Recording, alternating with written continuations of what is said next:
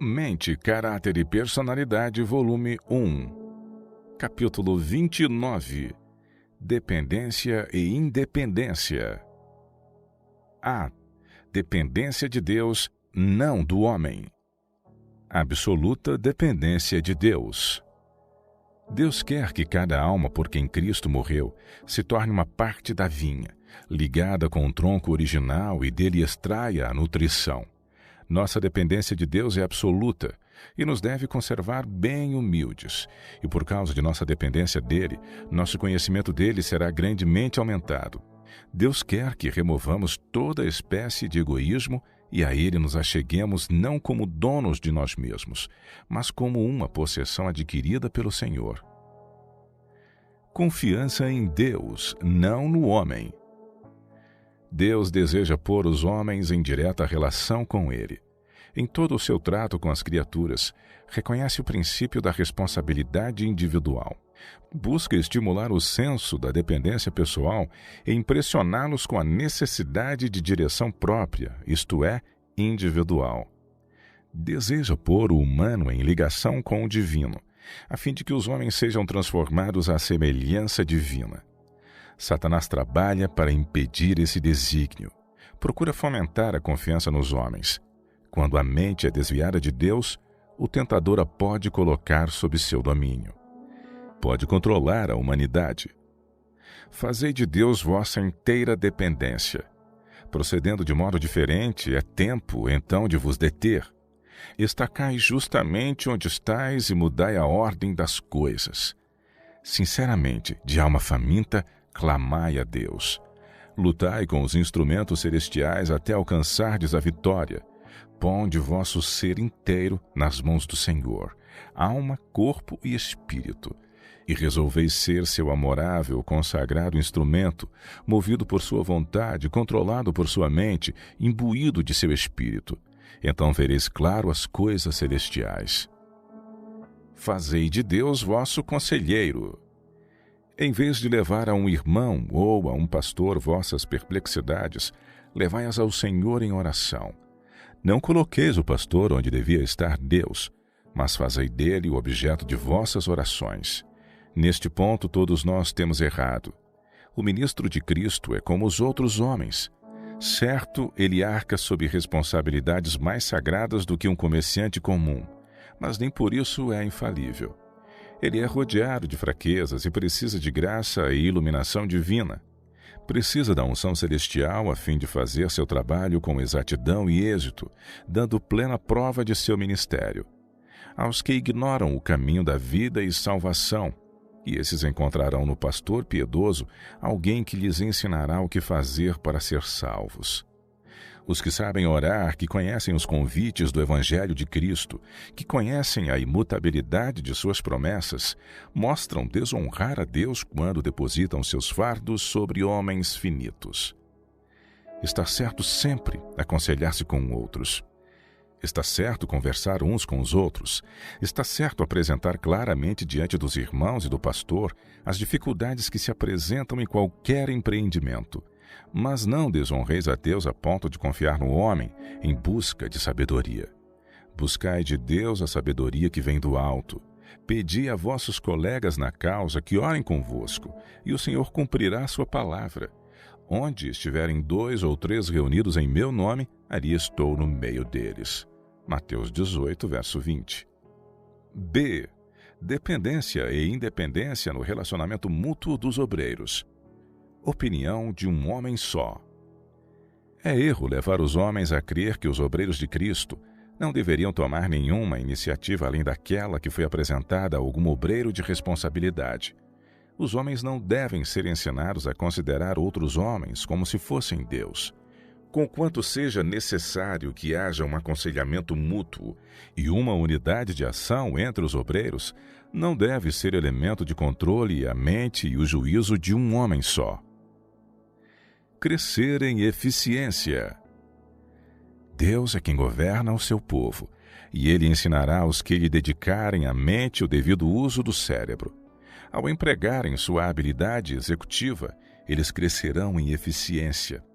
A herança do Senhor é composta de vasos grandes e pequenos, mas cada qual tem sua tarefa individual. A mente de um homem só, ou a mente de 2 ou 3 homens, não merece tanta confiança que para todos seja seguro adotar. Olhem todos para Deus, confiem nele e creiam plenamente em seu poder. Com Cristo, ponde-vos sob jugo e não com os homens, pois estes não têm poder para guardar-vos de cair. Conselho a um executivo. Tua confiança tem de ser posta em Deus. Não deves permitir que homens esvaziem a mente deles na tua. Não lhes deves permitir que, por suas persuasões, te levem a falsas veredas. Põe tua confiança inteiramente naquele que declara: de maneira alguma te deixarei, nunca mais te abandonarei. Hebreus 13, verso 5. Confiança em Deus promove confiança. Quando os homens deixam de confiar em homens, quando tornam Deus sua eficiência, então haverá mais demonstração de confiança um no outro. Nossa fé em Deus é completamente fraca demais e nossa confiança um no outro também é muito pouca. Confiança própria leva à tentação. Mediante oração fervorosa e confiança em Deus, Salomão obteve a sabedoria que provocou o assombro e a admiração do mundo. Quando, porém, se desviou da fonte de sua força e passou a confiar em si mesmo, caiu presa da tentação. Então as maravilhosas faculdades concedidas ao que foi o mais sábio dos reis apenas o tornaram um agente mais eficaz do adversário das almas. Dependência de outros pode significar imaturidade. Os homens que deviam em todas as emergências ser fiéis como a agulha em indicar o polo, tornaram-se ineficientes por seus empenhos de proteger-se da censura e por esquivar-se a responsabilidades por temor de fracasso. Homens de gigantesco intelecto são bebês na disciplina, porque são covardes quanto a tomar sobre si e levar avante os encargos que deviam assumir. Eles confiaram em um homem que planejasse por eles e fizesse o raciocínio que eles mesmos são perfeitamente capazes de fazer no interesse da causa de Deus. Deficiências mentais vêm ao nosso encontro por toda parte. Homens que se satisfazem em deixar outros planejarem e raciocinarem em seu lugar não se acham plenamente amadurecidos. Se fossem deixados a planejar por si mesmos, mostrar-se-iam judiciosos calculistas. Mas quando se põem em contato com a causa de Deus, isto para eles é coisa completamente diversa.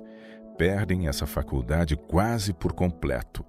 Contentam-se com permanecer incompetentes e ineficientes, como se outros tivessem de fazer por eles o planejamento e por parte do arrazoado. Há homens que se mostram completamente incapazes de abrir caminho para si mesmos. Terão de sempre apoiar-se em outros que façam seu planejamento e seus estudos, como lhe sendo a mente e o juízo. Deus se envergonha de semelhantes soldados. Ele não se sente honrado com terem eles uma parte a desempenhar em sua causa, enquanto forem meras máquinas. Há necessidade de homens independentes. São necessários homens independentes, fervorosamente esforçados, não homens maleáveis como argila.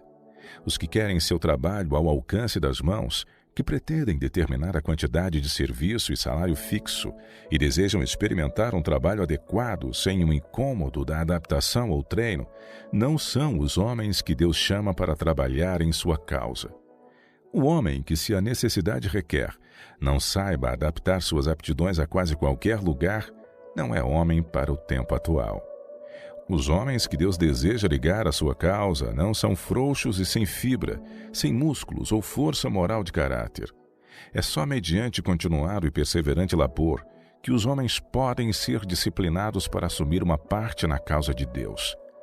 Não devem esses homens desanimar se as circunstâncias e o ambiente forem os mais desfavoráveis. Não devem desistir de seu propósito como sendo completo fracasso, antes de se convencer, além de qualquer dúvida, de que não podem fazer muito para a honra de Deus e benefício das almas. Independência não santificada provém do egoísmo. Os males da estima própria e de uma não santificada independência, que tanto prejudicam nossa utilidade e que acabarão se demonstrando nossa ruína se não forem vencidos, provêm do egoísmo. Aconselhai-vos uns aos outros é a mensagem que me foi dada muito repetidamente pelo anjo de Deus. Influindo no julgamento de um homem, Satanás pode empenhar-se em controlar os assuntos a seu bel prazer. Pode ele ter êxito em desviar a mente de duas pessoas, mas quando vários trocam ideias juntos, há mais segurança. Cada plano será estudado mais rigorosamente, cada movimento rumo do progresso considerado mais completamente. Daí há menos perigo de precipitação de planos desavisados que trariam confusão, perplexidade e derrota. Na união, a força. Na divisão, a fraqueza e derrota. C. Independência de espírito. Riscos da independência pessoal. Tende sempre presente o que é devido à nossa profissão cristã como particular povo de Deus. Guardai-vos. Não seja que na prática da independência pessoal, vossa influência opere contra os propósitos de Deus e vós, mediante os estratagemas de Satanás, vos torneis pedra de tropeço, diretamente na estrada dos que são fracos e vacilantes. Há o perigo de dar aos nossos adversários ocasião de blasfemar de Deus e acumular escárnios sobre os crentes na verdade. Independência de espírito. Tem havido sempre na Igreja os que estão constantemente inclinados à independência individual. Parecem incapazes de compreender que a independência de espírito é suscetível de levar o instrumento humano a ter demasiada confiança em si mesmo e em seu próprio discernimento, de preferência a respeitar e estimar altamente a maneira de julgar seus irmãos, especialmente os que se acham nos cargos designados por Deus para a guia de seu povo. Deus investiu sua igreja de especial autoridade e poder, por cuja desconsideração e desprezo ninguém se pode justificar, pois aquele que assim procede despreza a voz de Deus. Ação combinada. Num ponto temos de estar de guarda, isto é, a independência individual. Como soldados do exército de Cristo, deve haver ação combinada nos vários departamentos da obra. Cada obreiro deve agir tendo em vista os demais. Os seguidores de Jesus Cristo não agirão independentemente uns dos outros. Nossa força tem de estar em Deus e deve ser dirigida, expressando-se em ação nobre e concentrada. Não deve ser desperdiçada em movimentos destituídos de sentido. A presunção nos expõe às astúcias de Satanás. Vivemos em meio aos perigos dos últimos dias, e se tivermos um espírito presunçoso e independente, expor-nos-emos às astúcias de Satanás e seremos levados de vencida. D. Independência moral. A lei da dependência mútua. Nós nos achamos todos entretecidos na grande trama da humanidade, e o que quer que possamos fazer para beneficiar e elevar a outrem, refletirá em bênçãos a nós mesmos. A lei da dependência recíproca vigora em todas as classes da sociedade. Os pobres não dependem dos ricos mais do que estes dependem daqueles. Enquanto uma classe pede participação nas bênçãos que Deus conferiu aos seus vizinhos mais ricos, a outra necessita do serviço fiel e da força do cérebro, ossos e músculos, coisas que são capital do pobre. Dever de obedecer a convicções religiosas individuais. Muitos são os meios por que Satanás opera pela influência humana, a fim de enlaçar os seus cativos. Atrai a si multidões, ligando-os pelos sedosos laços da afeição aos que são inimigos da cruz de Cristo. Seja qual for esta ligação paternal, filial, conjugal ou social, o efeito é o mesmo. Os inimigos da verdade exercem sua força no sentido de reger a consciência, e as almas postas sob o seu domínio não têm coragem ou independência suficientes para obedecer às suas próprias convicções do dever. Sufocado o juízo individual. Embora a razão e a consciência estejam convencidas, Estas almas iludidas não ousam pensar diferentemente do ministro, e seu discernimento individual, os interesses eternos, são sacrificados à incredulidade, ao orgulho e preconceito de outrem. Defender o direito independentemente.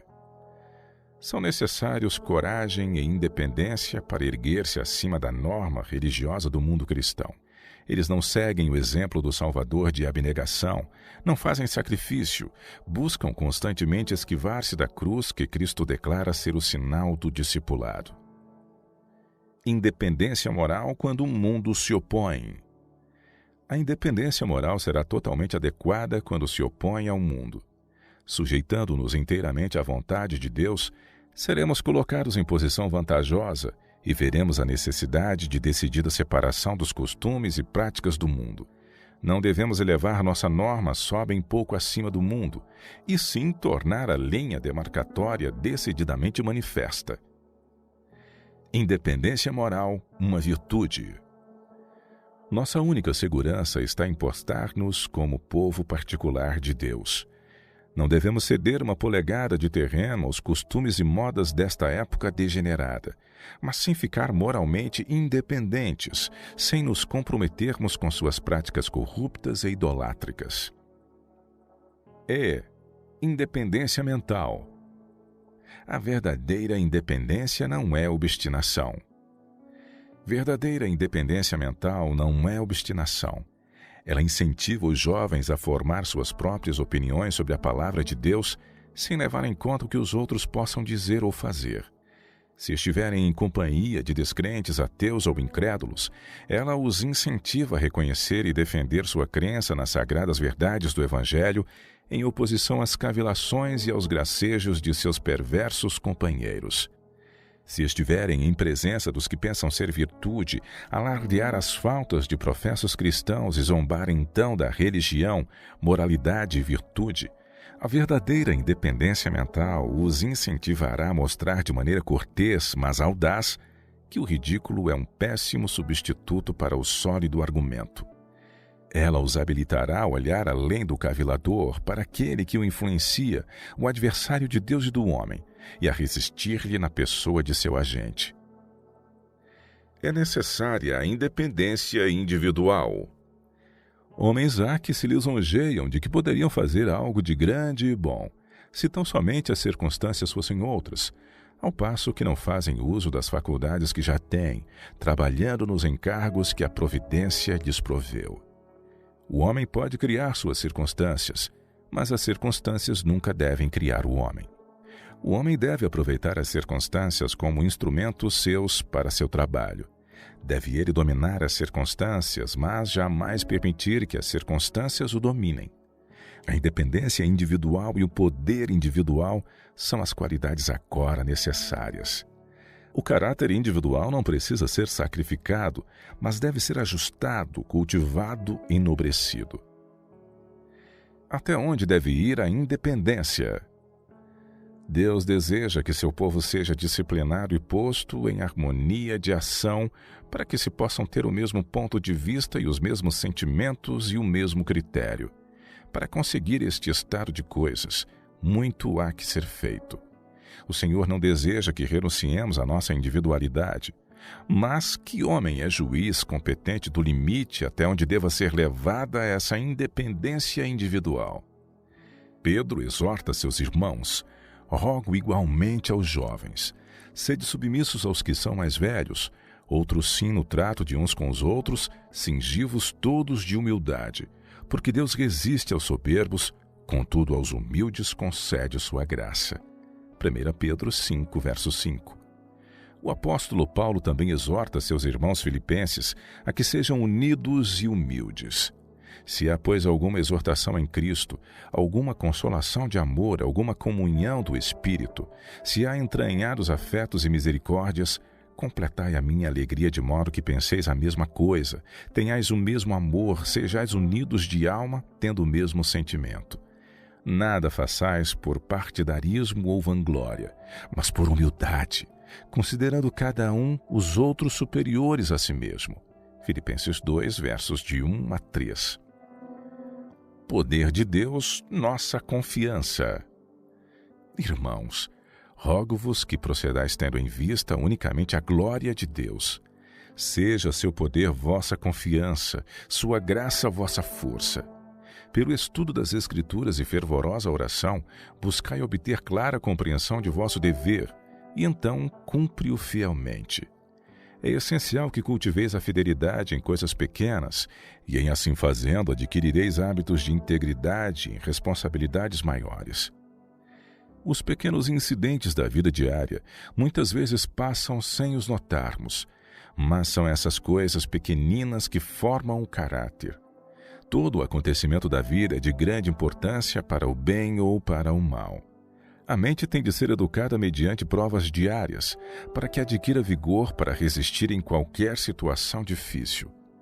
Nos dias de provação e perigo, precisareis achar-vos fortalecidos para vos ficar firmes ao lado do direito, a despeito de qualquer influência contrária.